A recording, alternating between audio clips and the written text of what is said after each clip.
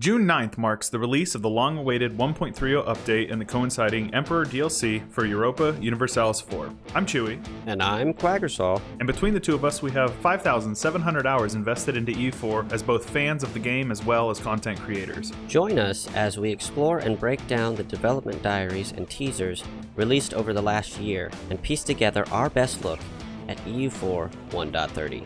This will be through the lens of two players with quite different playstyles. This is the definitive guide to EU4 Emperor. In this episode of our definitive guide to EU4 Emperor, we will be focusing on the Holy Roman Empire, which is receiving the bulk of the changes coming in 1.30. The developers have stated that the goal of these massive changes in the HRE are geared towards revitalizing the play in the HRE that hasn't changed since release, to make the Empire feel alive and filled with bickering princes.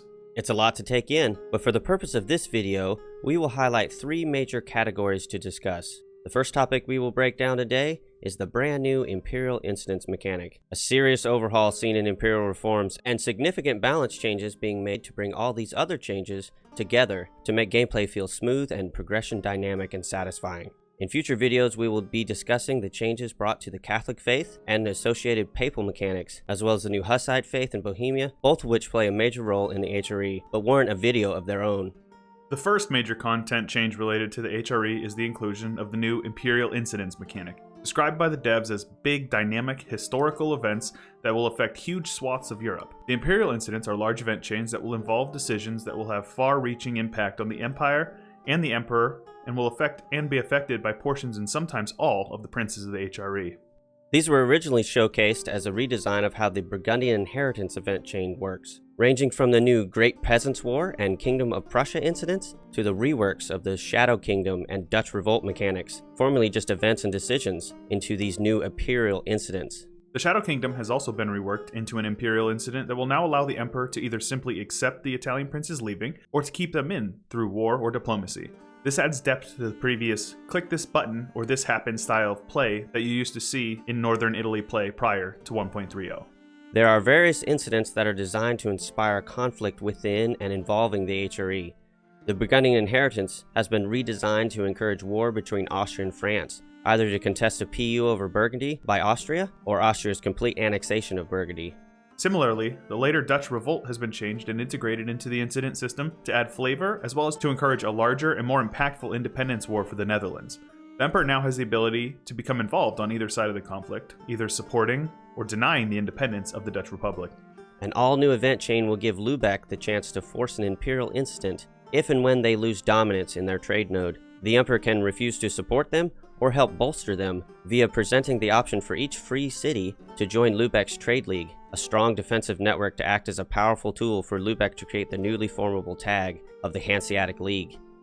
Other formable tags may impact the Empire as well. Prussia no longer automatically becomes a kingdom, but if they are able to form and reach a certain size, an Imperial incident will trigger, giving the Emperor the choice to allow Prussia to be promoted to king or refusing it. Whatever compromise they come to will greatly affect the relationships between Prussia, the electors in the Empire, and the Emperor themselves. Imperial incidents represent a huge shakeup of how the HRE works, but possibly even more so is the new rework of Imperial reforms. Feel free to pause and read through the exact details on what each reform entails, but the gist is that there is no longer simply one path to reforming the Empire. After the first 5 common reforms are passed, the Emperor now has the option to choose between direct control through a centralized empire, or further strengthening individual Imperial members through a decentralized route to power. The centralized path functions very similarly to the original set of Imperial reforms from 1.29 and prior, resulting in the emperorship becoming hereditary, then a massive vassal swarm, and eventually to the integration of the HRE into a single Holy Roman Empire tag. The decentralized path, however, focuses on strengthening the empire as a whole rather than the emperor directly. This path presents bonuses including 3 additional free cities and an additional elector slot, to name a couple. The decentralized path eventually provides the emperor with the ability to invoke the Reichskrieg, a new CB that allows the emperor to call the entire empire to war against a common foe. Another potentially powerful CB has been mentioned, though not fully detailed how to obtain it. This CB allows the Emperor to force neighboring European nations to join the Empire, boosting Imperial authority by 10 per prince added. This is a massive change from the previous mechanic, which required addition of individual provinces for Imperial authority gain, though this does seem strong as it can add a huge boost for the addition of a single province. Man, I think these Imperial incidents are going to add a lot of depth when you're playing in the HRE. It seems like the princes have a lot more to say about what's going to be going on. Yeah, it really does seem like that, as well as the Emperor seems to have a lot more dynamic play choices. Like, you know, it used to be you sat around, you just tried to not let anybody get annexed, and then you tried to crush the Reformation, and then you conquer a bunch and add the land and add it to the HRE, and that was how every single HRE game went, you know? Yeah, definitely. It's kind of cool that like even nations outside the HRE are going to get involved through the incidents and stuff. Which one do you think is your favorite? I would probably say that Prussia is the nation that I think is the most interesting in EU4. So anything that adds flavor tends to be something that I like. So I think Prussia with a little bit extra flavor sounds good to me. So Prussia. I'm thinking the Shadow Kingdom one might be really cool. I'd love to see an AI emperor change the border of the HRE in the south. They seem to never really do that. And I'm also kind of like wondering what the heck this question of the Swiss incident that they mentioned is. That's really intriguing to me. Right. Yeah. I mean, right, there's 13 events that they said there's going to be, and they've only announced like 8, and we only know about 7 of them, right? Yeah, something. I believe you're right. Yeah. Yeah, but the reforms, and we said it before, I think that's actually even more impactful. How crazy you can go in like extremely different directions on how you're going to play an HRE game as the Emperor. Yeah, for sure. Assuming that the Emperor can actually pass reforms, because you know how it is.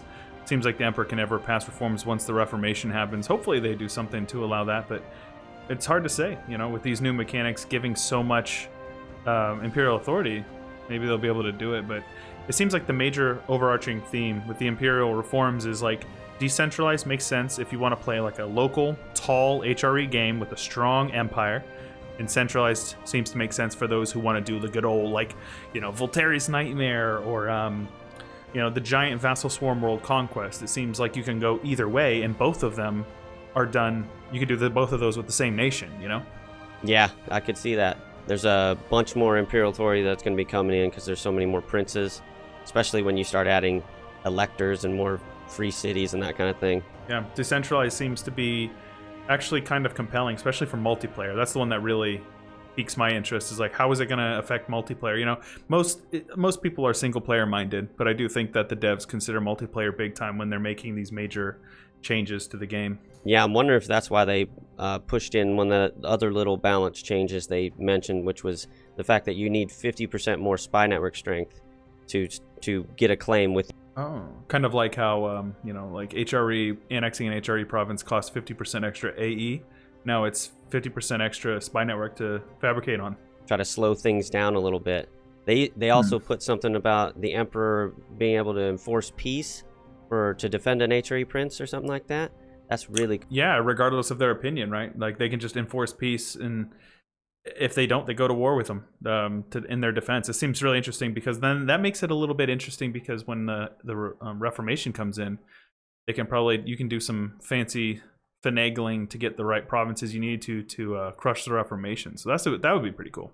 All right, cool. So, major thing, Imperial incidents, Imperial reforms, and it seems like balance might be there. You know, it's going to be hard to say unless we actually get our hands on the patch and start getting some time in, but I'm optimistic, man. What do you think? I wouldn't be surprised if they have to tweak the numbers a little bit with like a balance patch, like they did after Poland, the Poland patch and that kind of thing.